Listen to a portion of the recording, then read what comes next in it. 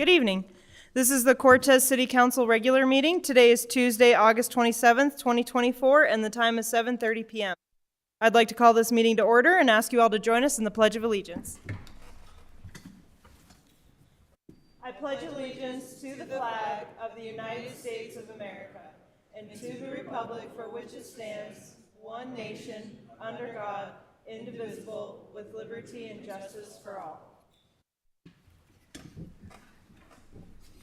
Thank you. Linda, can we have the roll call? Kiefhofer. Here. Haven. Here. Brule. Here. Dobry. Here. Randall. Lewis. Here. Dina. Here. All right, do we have approval of the agenda as presented? Or would anyone like to make an amendment to our agenda? Madam Mayor, I move that we approve the agenda as presented. Second. Motion made by Dobry and seconded by DeHaven. Lewis. Aye. Dobry. Aye. Buffer. Aye. Randall. Aye. DeHaven. Aye. Brule. Yes. Medina. Aye. All right, we're going to move on to number 2 on our agenda, the consent agenda. The listing on our consent agenda is a group of items to be acted on with a single motion and vote. The agenda is designed to expedite the handling of limited routine matters by City Council. Either the public or a council member may request that an item may be removed from the consent agenda at the time prior to council's vote. I will ask if a citizen or council member wishes to have any specific item removed from the consent agenda for discussion after reading through the list. A, approval of the council special meeting / work session and agenda minutes for August 13th, 2024. B, approval of the expenditure list for August 27th, 2024. C, approval of a renewal brew pub liquor license application for L&D Development, Inc., DBA J. Fargo's, located at 1209 East Main Street, Cortez. And D, approval of a renewal brew pub liquor license and outdoor dining agreement for Wild Edge Brewing Collective, LLC, DBA Wild Edge Brewing Collective, located at 111 North Market Street, Cortez. Would anyone like to see something removed for discussion? Or do we have a motion? Madam Mayor, I move that we approve the consent agenda as presented. Second. Motion made by Dobry and seconded by DeHaven. Brule. Yes. Randall. Aye. Aye. Haven. Aye. Kiefhofer. Aye. Dobry. Aye. Dina. Aye. All right, we are going to move on to number 3 on our agenda, public participation. There's no limit to the number of speakers, although public comment will be held to an overall time limit of 30 minutes. Speakers have a time limit of 3 minutes per person, may only speak once, and may not cede time to another commenter. And the way our public comment podium works is the microphone is already on for you. It'll turn off automatically at 3 minutes. There will be a green light that turns on as soon as you start speaking. It'll turn yellow when you have a minute left, and then red when your time is done. All right, I'd like to invite Winnie Stanton to the podium. So start with your name and your area you live in. I'm Winnie Stanton, and I live just outside of Cortez. It's in Dolores, First Street in Dolores. What I'd like to speak about is I'm in part of a group that plays Mahjong on Mondays from noon to 3:30, and we appreciate the use of the meeting room that's just inside the door of the library. But we are required, even though we are there every Monday, to ask for the room for the next week. So it's an ongoing thing. So every Monday we have to ask, can we reserve the room for next week? Can we reserve the room?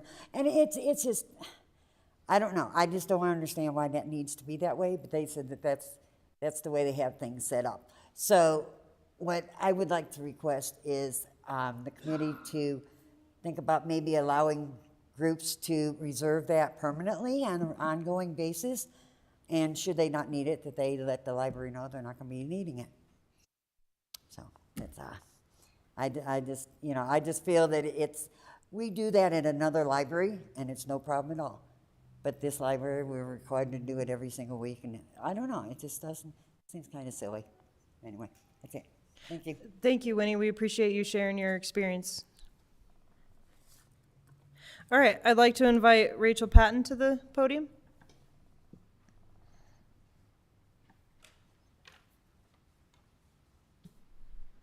Does my time start over?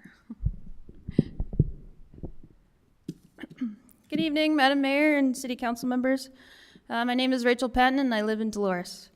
I don't normally do the public speaking as that's my husband's job, but this subject is pretty darn important. The safety of my children and so many others. As we all know, there are certain intoxicated individuals that roam around Park DeVita and Centennial Parks. These people are not just nuisances, but I believe a physical threat. I myself had an incident recently with one and I had to call the cops on him. Turns out they knew him well. You can probably ask any number of moms in this city and they'll have a similar story. My question is, why wasn't there already a do not trespass against this individual?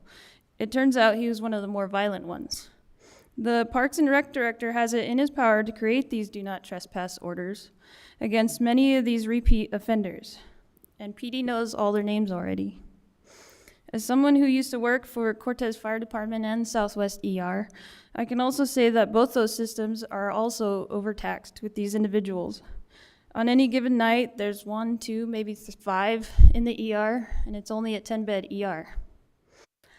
But what I really found shocking is that we're actually encouraging them to stick around more.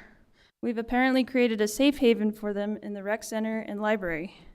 So that means whenever I want to go swimming with my boys, I've got to go through a mob of them in the main lobby to get there. What's to say I don't run into the same guy who harassed me? Or, if they're doing drugs or any number of things, which apparently has happened to another mom I know. If they're cold outside, they can go home. Because the fact is, a lot of them actually do have homes, just not in the city. So I would recommend creating several do not trespasses against them. Maybe working on a better drunk tank system to keep them out of the ER. And honestly, making things a little less amenable to them. I know one mom suggested that we have more foot patrols in the area at certain peak hours. I know PD just got new e-bikes. And I know there may be difficulties with that with staff shortages, but this is a multifaceted problem and there's different angles that we can attack it at.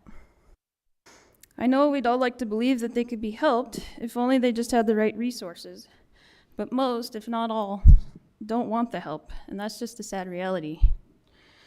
Bottom line is we need to stop enabling them, stop encouraging them, and most importantly, stop letting them terrorize our mothers and our precious babies.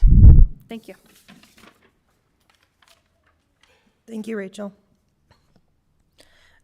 All right, I'd like to invite Glenn Lighton up.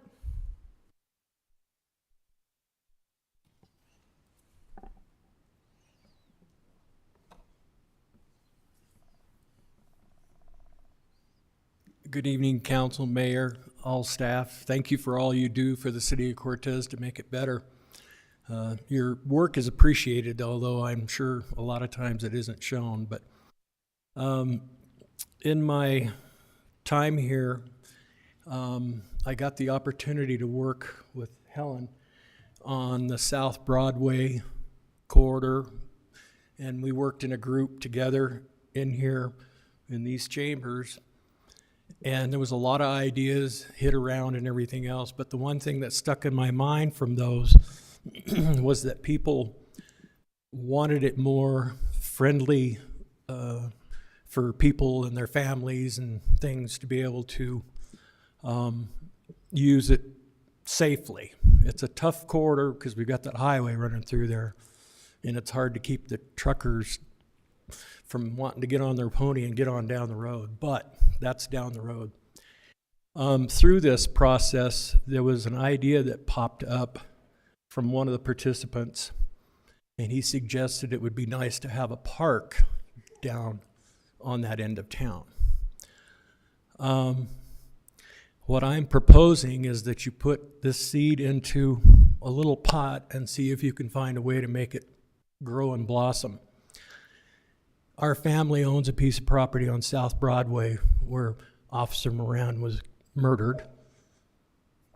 Our family would like to donate that piece of property to the City of Cortez for whatever we want to call it, fallen officers memorial park.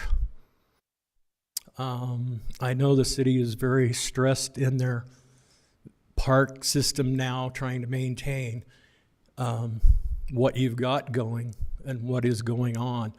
But I will tell you, I go to Grand Junction. I have a business there as well as here. Cortez parks are primo. They are the best parks that I've ever seen in this part of the world. Everybody's done a good job up to this point. But I think this might be maybe a good starting point, if you can consider it at some point. We would like to see that happen. Unfortunately, I'm afraid we may not have the luxury of not having more fallen officers, but I sure hope not. But I can see even memorializing Mr. Dale Claxton, who was killed in the line of duty, Officer Moran, any others. But it would help maybe get an anchor point, start the cleanup on South Broadway. So that's all I wanted to do, was throw out a seed and see if you might consider it. Thank you for your time. Thank you, Glenn.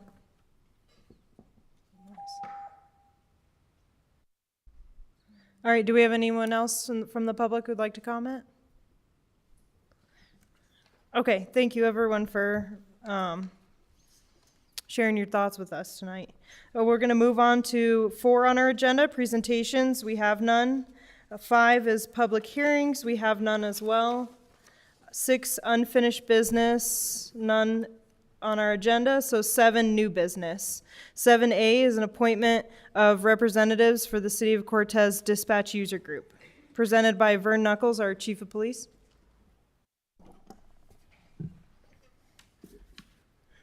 Good evening, Mayor, City Council. The reason I'm bringing this to council, I believe you're all aware, but I'm being deployed with the military for a period of probably not less than a year. I will be leaving in October.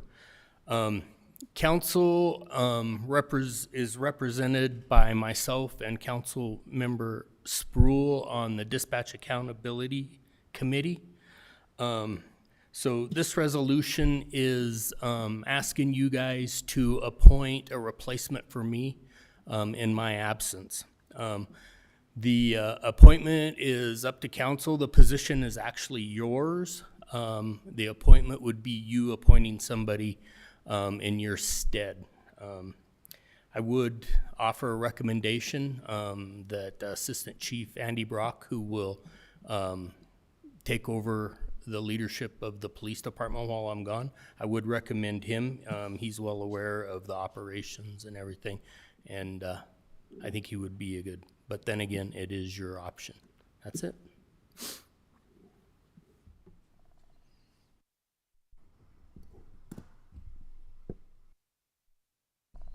All right, any questions, or do we have a motion? I move that council approve resolution number 16, series 2024, a resolution appointing Councilmember Dennis Spruill and acting Chief of Police Andy Brock as representatives of the City of Cortez to the Dispatch User Group. Second. Motion made by Lewis and seconded by Randall. Randall, Aye. Dobry, Aye. Haven, Aye. Lewis, Aye. Spruill, Yes. Kiefhoffer, Aye. Medina. Aye. Thank you. All right, thank you, Chief. All right, we're going to move on to 7B on our agenda, appointment to the Cortez Historic Preservation Board. Linda Smith? Good evening, Mayor and City Council. This evening, Elizabeth Quinn McMillan was introduced to Council during the work session. A board seat is reserved for a representative of the Montezuma County Historical Society on the Cortez Historical Preservation Board. She's being recommended by that board. She currently serves at the museum. She's running the museum as the executive director. So staff would like to recommend that we appoint Ms. McMillan for a 3-year seat.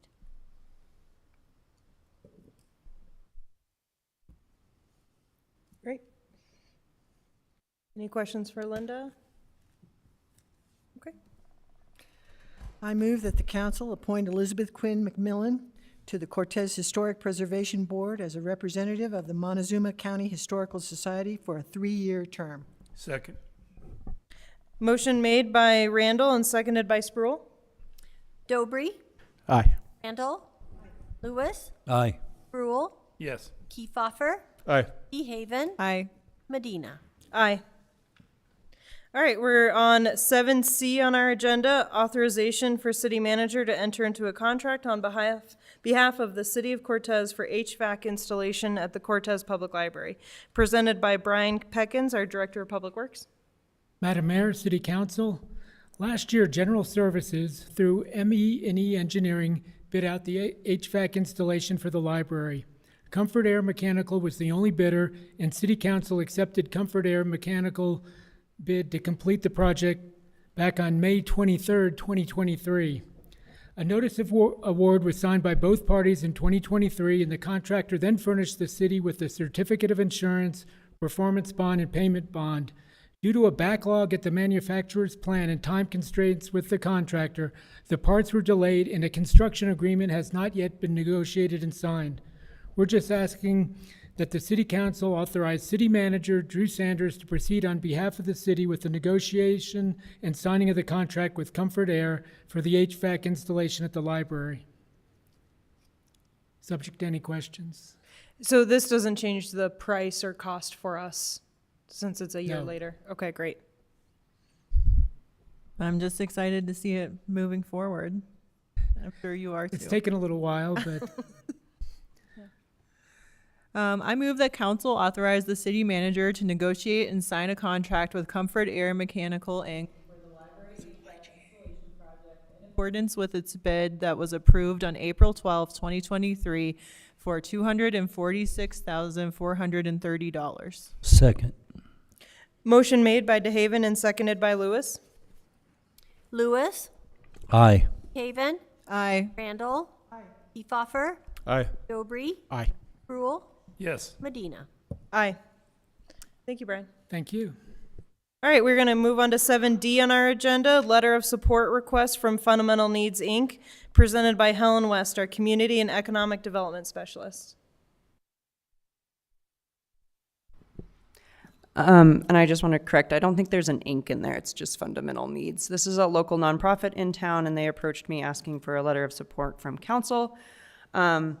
So just a little brief background. As I said, Fundamental Needs is a 501c3 nonprofit organization based in Cortez, Colorado, that provides sustainable relief to communities in needs.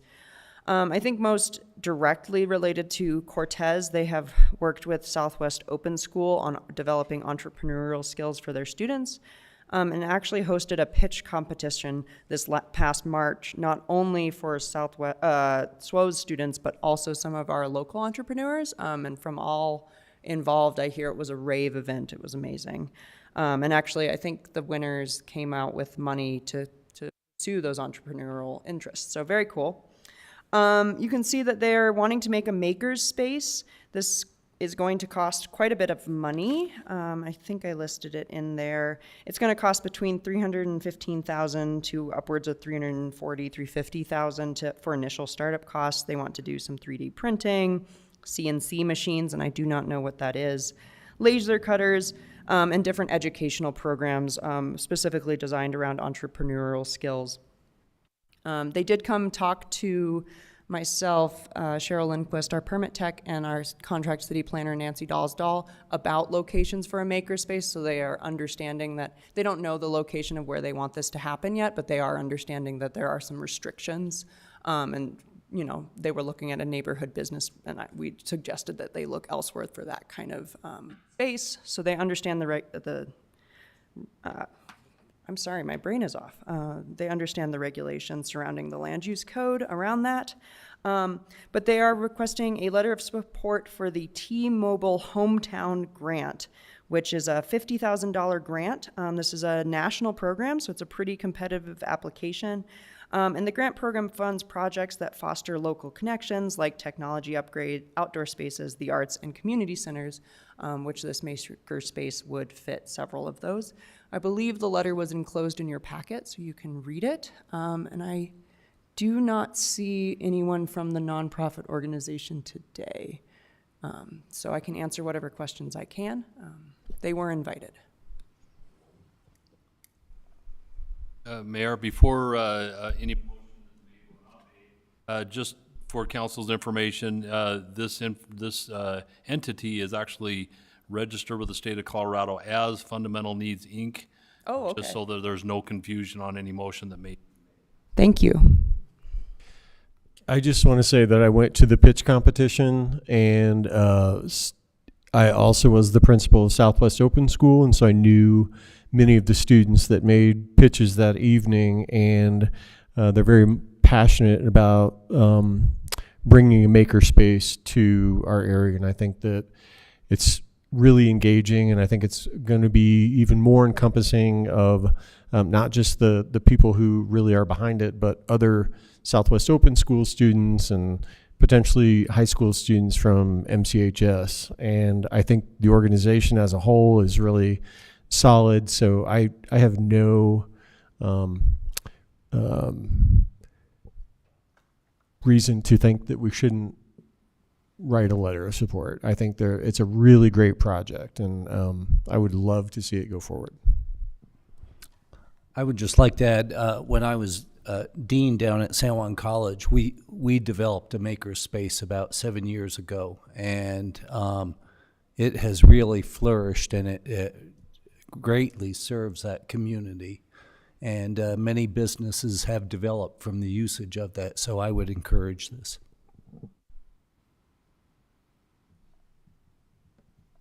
Great.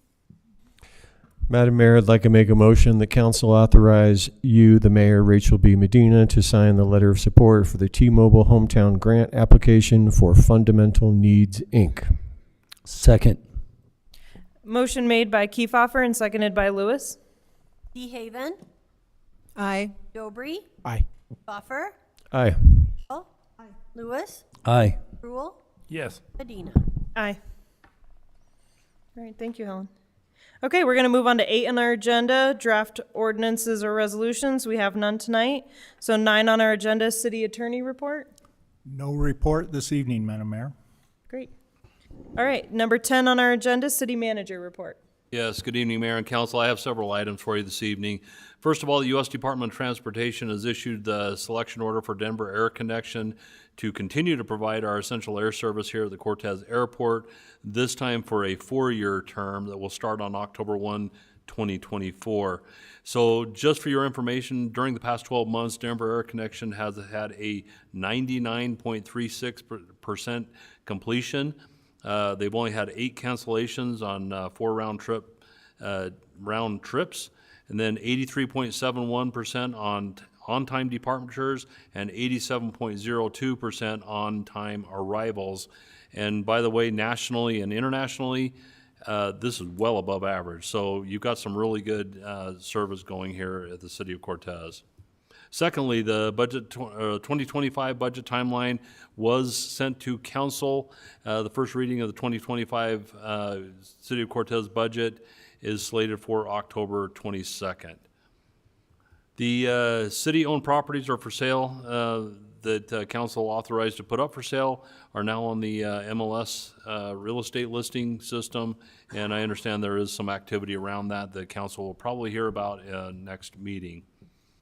Next, recruitments through Columbia Limited for the library director and the general services directors are currently underway, and those recruiting packets were shared with council this evening.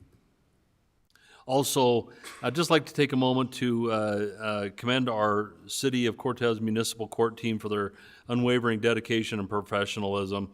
Our court clerk administrator, Carla Odell, along with Judge Beth Padilla, to our fill-in judges, and prosecutor Drew Buffington do an impeccable job keeping the court dockets running smoothly. Part of that also is our own city attorney, Pat Coleman, who fills in when Drew Buffington's not around.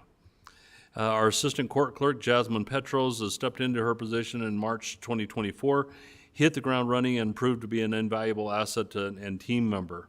The municipal court has historically been held once per week or 4 times per month. So far in 2024, the court has been held at least twice per week and up to 3 to 4 times a week, with court being held up to 14 times in the month of June 2024. This proves to be a lot of extra work for a small staff who approached the task with vigor, along with treating all the court clients with respect and dignity. This is just one example of how the City of Cortez employees rise above the tasks at hand to better serve the residents of Cortez. Also, with this, clearly there's enough work there that we've got to look at the future of that court, and there's actually a meeting scheduled with court staff coming up to discuss that very item. So with that being said, Mayor and Council, pending any questions, that is my report.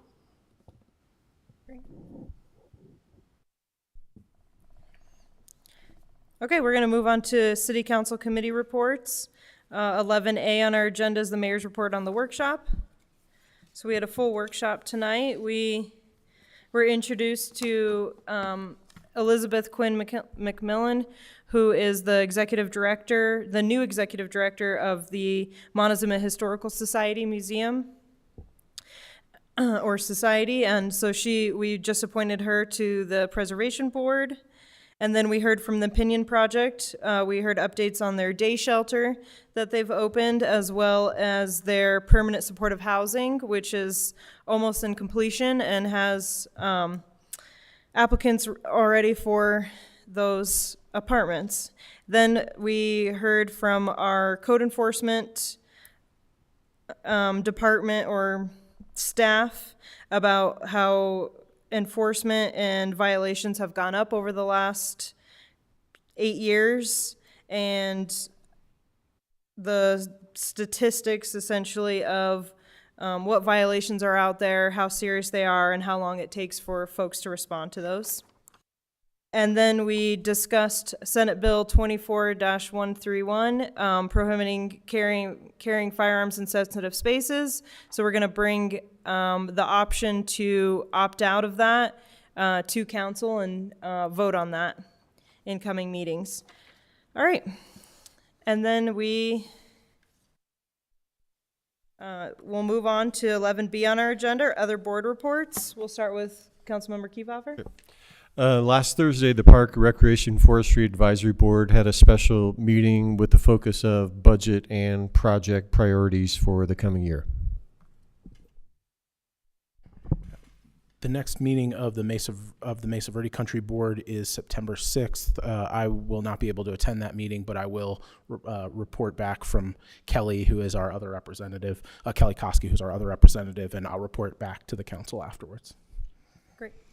On August 14th, I was able to attend the South Broadway Working Group meeting where the contractor presented us with some options from the results of our other meetings and community input from that large survey. We also had a handful of city staff there, and that was really valuable to get like Parks and Rec and engineering, their input on that as well.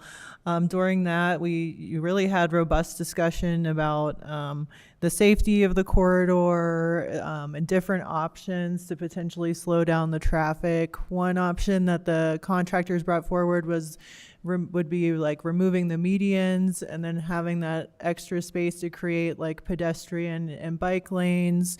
There were other ideas as well, and there was a robust discussion about creating either an under overpass to connect the east and west side and Hawkins in that area, as well as creating like a green space and gathering space. So it was really great to hear about the potential land donation for a park over there. And, you know, as the development of the Johnson building moves forward, I think we're going to have some more residential space and more people using that area of South Broadway. So just making sure that as things move forward, that it's a safe space. I think we kind of all agree that we want things to slow down, and we want it to be more pedestrian and bike friendly and to connect to Hawkins, but there's just a lot of different ideas and some really good input from the community. Just commend Helen again for really getting a diverse group of representatives to participate in that project.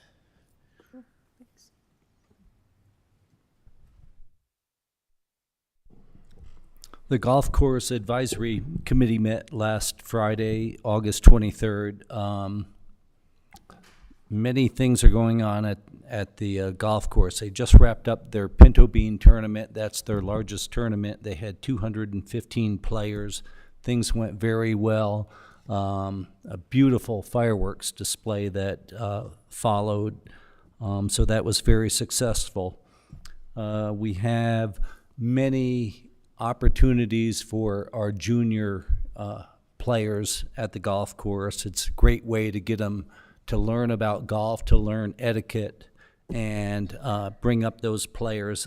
So hopefully they will support our golf course. That PGA Junior Club just wrapped up with 20 players. They not only play our course, but play various courses in our Four Corners area.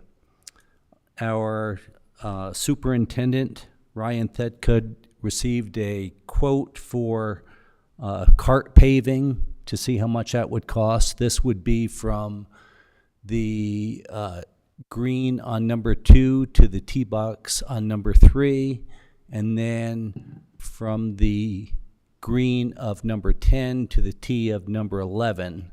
Doesn't mean much if you haven't been on the course, but that quote came back at $110,000 approximately, and that's a lot of money, and that's just a very, very small section that needs to be done.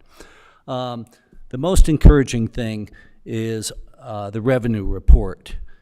To date, we're at $497,112. Compared to last year, we were around $420,000. So we're up $77,000 over last year, and we have about another $3,000 coming in from a ladies tournament. And then 2 other tournaments we have scheduled on September 21st. The Men's Association has a Four Corners Senior Open tournament, and at the same time, the Cortez ladies have their club championship. That's it. Thank you. Thank you, Bill. All right. Today I attended the Vector Bank CEO once a year has a roundtable with all of the communities that his banks are located in. This is my 3rd year attending in a row, and it's just a great way for the community to come together to have conversations about the economy and see all the stakeholders that are affected by the economy. We had the Board of Realtors, we had the school district, the city and our economic development department.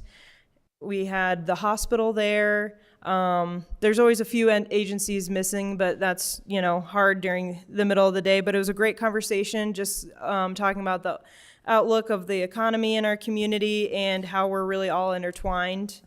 And, things affect all of us together.